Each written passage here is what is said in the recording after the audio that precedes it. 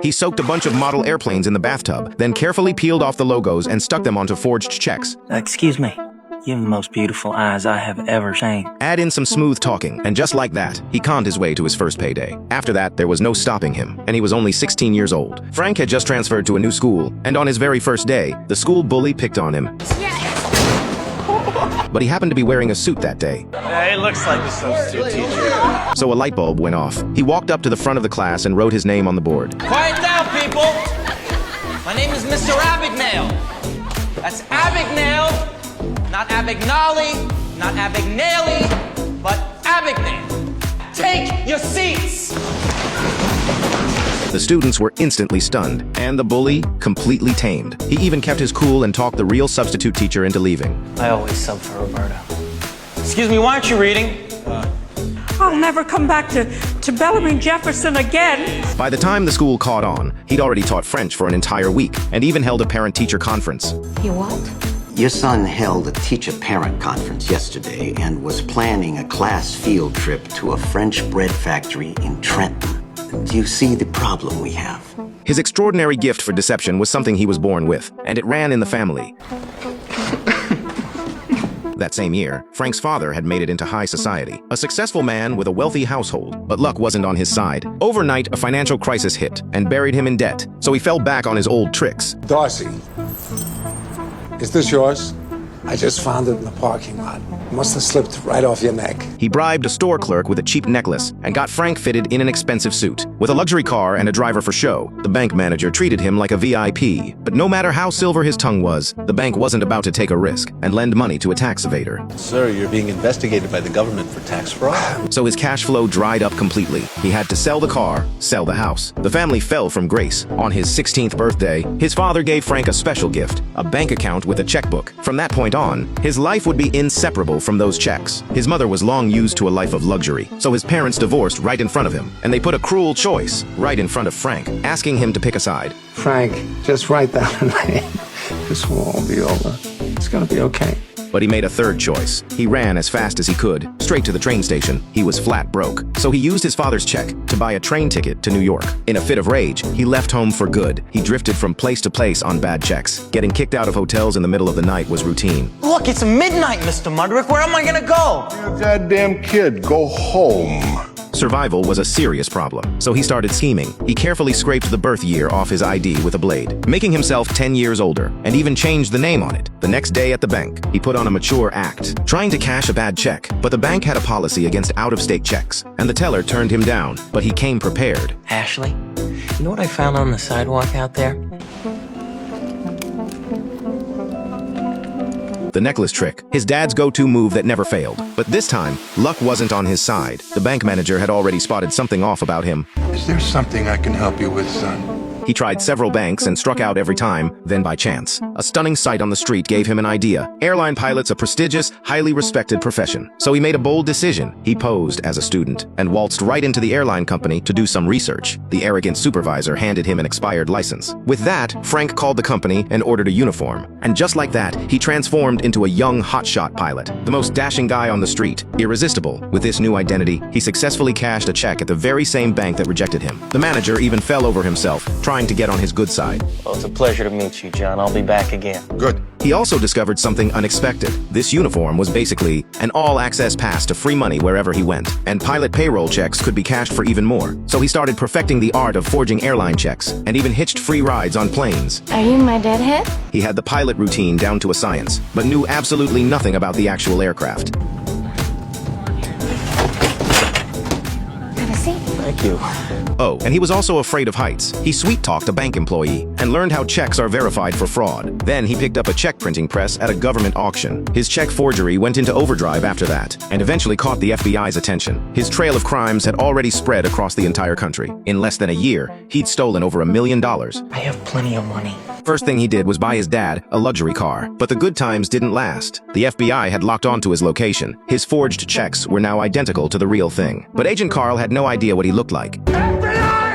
Frank calmly strolled right out of the bathroom, facing the agent. He coolly walked him through all the counterfeiting tools. Everything about him was sending Carl one clear message. He was a cop, too. You're late, all right? My name's Alan, Barry Allen, United States Secret Service. Your boy just tried to jump out the window. My partner has him in custody. Carl asked to see some ID. Frank instinctively handed over his wallet, just as Carl was about to open it. Frank seized the moment and pointed out the window, claiming that was his partner with the suspect in custody. In reality, it was just his next-door neighbor. Hey, Murph. Yeah, call the LAPD again. I don't want people walking through my crime scene. Just like that, Carl's suspicions vanished, and Frank, carrying what he called evidence, walked right out the door scot-free. Wait. Your wallet. You hang on to it for a minute. I trust you. By the time Carl discovered the wallet was full of counterfeit logos, Frank was long gone. Hey!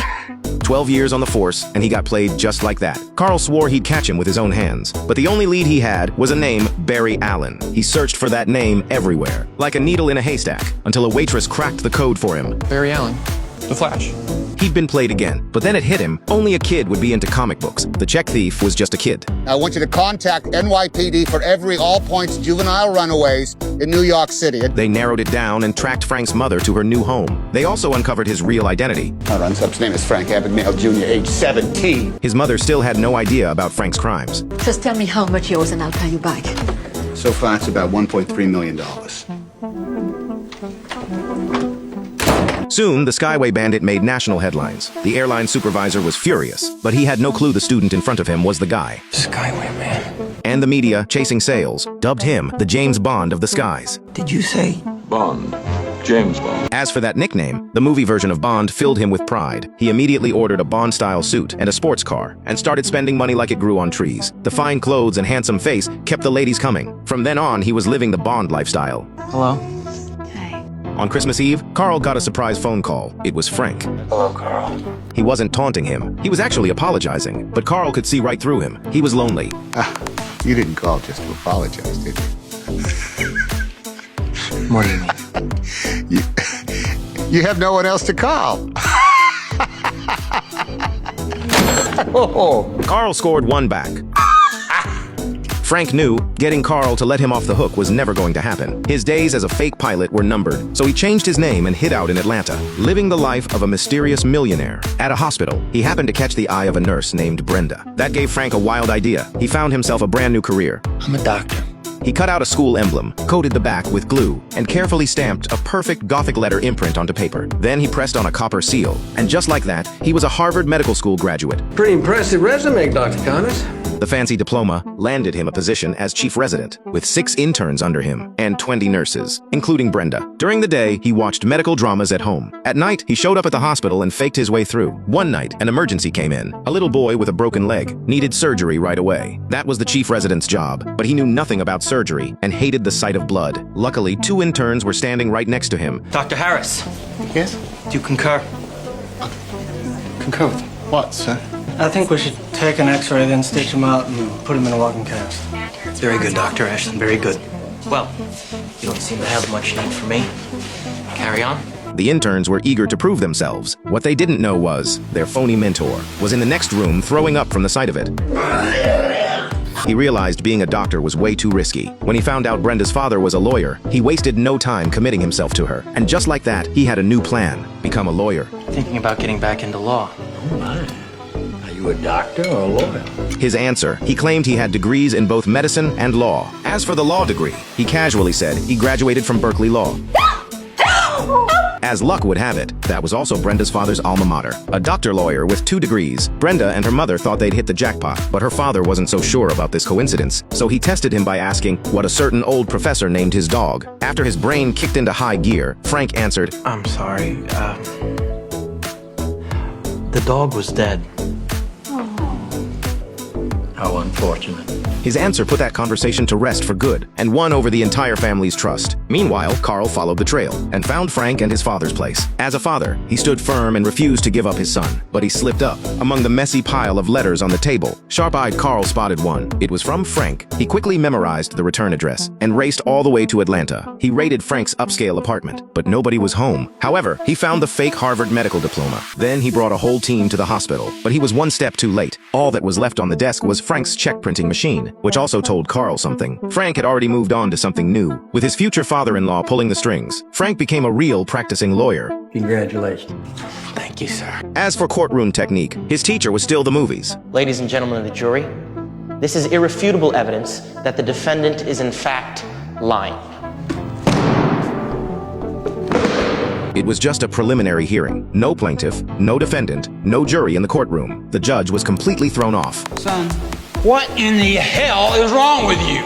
That evening, the family watched their favorite show and sang along. This warm family had fully embraced him. After dinner, he happened to catch the old couple sharing a tender moment. Frank was hit with a feeling he'd missed for so long. That warmth and love you can only find in a real home. Right then and there, he made a quiet decision. He took a huge risk to hand-deliver a wedding invitation to his dad. Daddy, I'm getting married. He was hoping his father would talk him into going straight, but his father knew all too well. Once you go down this road, there's no turning back. You can't stop. He was living proof of that. Christmas Eve, Carl's phone rang again. Oh, Carl. Frank begged him to let it go. He wanted to leave the life behind, get married, settle down, live a normal life. But by this point, he'd already stolen close to $4 million. Carl was unwavering. He was going to bring him in no matter what. It's my job. I love my job. The call was over, but Frank had already given himself away. Carl immediately checked recent marriage records. Sure enough, on Frank's wedding day, the FBI showed up. In a panic, Frank confessed his true identity to Brenda. He showed her 2 suitcases stuffed with cash and wanted to take her and run. He truly loved this girl. They agreed to meet at the airport in 2 days. Meanwhile, Carl had already made it to the door. A bill suddenly flew out through the crack in the door, but Frank had already vanished. That was the 3rd time Carl let him slip away. 2 days later, Frank spotted his fiancée arriving as promised. His heart soared, but then a man in a suit appeared, whispering something to her. Frank's instincts kicked in, and he ducked back into the car. Watching carefully, he noticed an armed traveler in the crowd. Carl's hat in the crowd, cops were everywhere. Hiding in plain sight, he had no choice but to leave Brenda behind. Carl came up empty that day. He'd set up a dragnet with 200 officers, and chose to play the waiting game. Little did he know, Frank was already 1 step ahead. He switched back to his pilot identity, showed up at a women's college, and recruited flight attendants on behalf of the airline. He even ran a convincing mock interview. After his careful selection, every single stewardess was a head-turner. Absolute stunners. They turned every head as they walked through the terminal. Even the agents and cops couldn't help but stare, while Frank slipped in quietly behind them, completely unnoticed. Carl was guarding the boarding gate when he suddenly got a phone call, and right behind him at that very moment, Frank was quietly walking past. Someone reported the fake pilot in the parking lot. Carl rushed his team to surround the target, falling right into Frank's diversion. Don't shoot me. I'm just a driver. A man paid me $100 to wear this uniform, pick someone up at the airport. Who are you picking up? Hey! He'd been fooled yet again. A passenger jet lifted off, and just like that, Frank escaped once more. 6 months later, South America, Australia, Singapore, Egypt. The fake checks had spread overseas. They were now virtually identical to the real ones. He's making real checks, sir. These are so perfect the airline didn't know the difference. Carl applied to take the case international, but his boss said no. Sir, we're gonna let him get away. No, Carl, you let him get away. Criticized to his face by his superiors, he felt his career hanging by a thread. The answer still had to be in the checks themselves. Then he had a flash of inspiration. He brought the checks to the Bureau of Engraving. Even the veteran technicians were amazed. The craftsmanship on this check was flawless. Apart from them, almost nobody in the country could pull this off. But it required a rare vintage printing press. They had one, and the rest were all in France. France.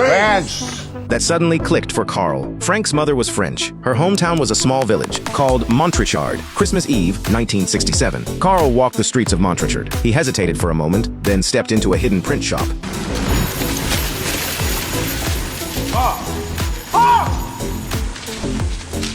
Merry Christmas!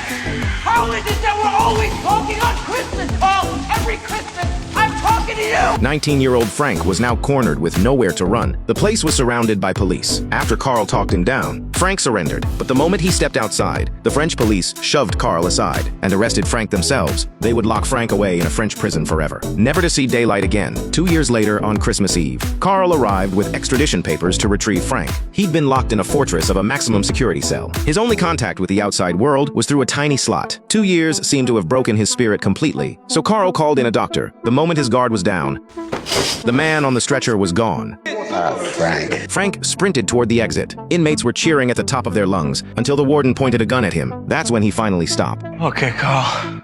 Let's go home. On the flight back, Frank was shackled in handcuffs and leg irons. Carl watched him around the clock. There was one thing that had always bugged Carl. Frank's law license wasn't forged. How on earth did he actually pass the bar exam? Frank offered to trade the answer for Carl's dinner roll, but Carl scoffed and shoved the whole thing in his mouth. I'm gonna figure it out sooner or later. Frank's last wish was to see his father one more time before going to prison. Carl's face turned grave as he told Frank the truth. Frank, your father is dead.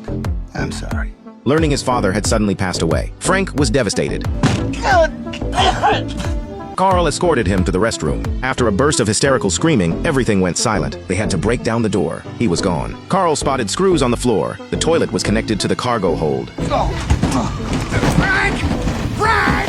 Frank somehow squeezed out through the wheel well of the plane. Carl could only watch helplessly as he escaped again. But this time, Frank didn't flee to some faraway place. He went to his mother's new home and peeked through the window. A little girl spotted him. She was his half-sister. Where's your mommy?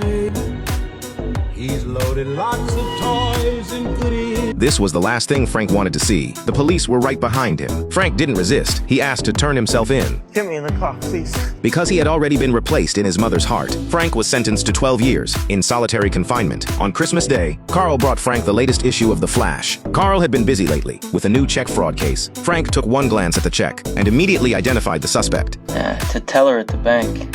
Say again. It's definitely a teller, Carl. I mean, banks, they always use hand stamps for the dates. They get used over and over again, so they always get worn out. The numbers are always cracking. The 6s and the 9s. See, they go first. Carl was blown away. Thanks. The next day, he brought in an FBI bigwig and another check. This time, Frank didn't even look at it. He could tell it was fake just by the feel of it. Paper's double bonded. Much too heavy to be a bank check. Stunned beyond words, the higher-up gave him the green light. Frank, would you be interested in working with the FBI's Financial Crimes Unit? So from that day forward, he'd serve the rest of his sentence working at the FBI. Welcome to the FBI. This was his very own office, the Check Fraud Division. One day, walking down the street, he spotted a pilot's uniform on display in a shop window. Back at the office, he figured out Carl's weekend plans. Then he showed up at the airport gate in full uniform. Carl was already waiting for him. How'd you do it, Frank? How'd you pass the bar in Louisiana? What are you doing here? It had taken Carl 4 years, and every trick in the book to guide Frank onto the right path. Because in his eyes, Frank was nothing more than a lost lamb, who could still be saved. He wasn't there to arrest Frank this time. He was there to see him off. It was a leap of faith, because he believed that come Monday, Frank would still show up for work. Monday morning came and went past 10 o'clock. Frank was nowhere to be seen. At the same time, a new type of counterfeit check had everyone pulling their hair out, completely stumped. Just then, a hand reached over and took Carl's magnifying glass. It was Frank. He came back. The two shared a brief look, no words needed. This was a real check, but the name was washed off with a special chemical. Carl asked Frank once more how he actually passed the bar exam, and Frank's answer confirmed Carl's instincts once again. How did you do it, Frank? How did you cheat on the bar exam in Louisiana? I didn't cheat. I studied for 2 weeks and I passed. And true to form, Frank quickly identified the suspect behind this check too. All that was left to do was set the trap and make the arrest. And that's where the movie ends. This film is based on a true story. Fun fact, the real Frank has a cameo in the film as the French police officer who arrests him. In real life, after Frank got out of prison, he helped the FBI catch some of the most elusive financial criminals. He even became a leading bank fraud consultant. And the secure checks he designed are still used daily by Fortune 500 companies. His consulting fees alone bring in millions of dollars every year, which goes to show, if you've got talent and a good heart, you'll always find your place in the world. The right path may be a long one, but it's worth the walk.